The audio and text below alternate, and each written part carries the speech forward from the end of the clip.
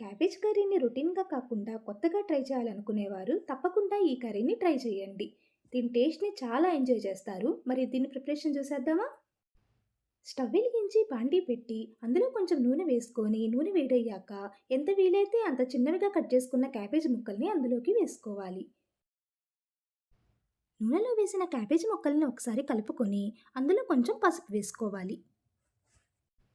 పసుపు క్యాబేజీ ముక్కలకి పట్టేలాగా బాగా కలుపుకోవాలి. ఇప్పుడు అందులోకి కొంచెం కరివేపాకు, కొంచెం ఉప్పు వేసుకోవాలి. మళ్ళీ ఒకసారి కలుపుకొని మూత పెట్టి కాసేపు మగ్గించుకోవాలి. మిక్సీ జార్లోకి అరకప్పు శనగపిండి, కారం, ఉప్పు, వెల్లుల్లి రెబ్బలు, కరివేపాకు, జీలకర్ర వేసి గ్రైండ్ చేసుకోవాలి.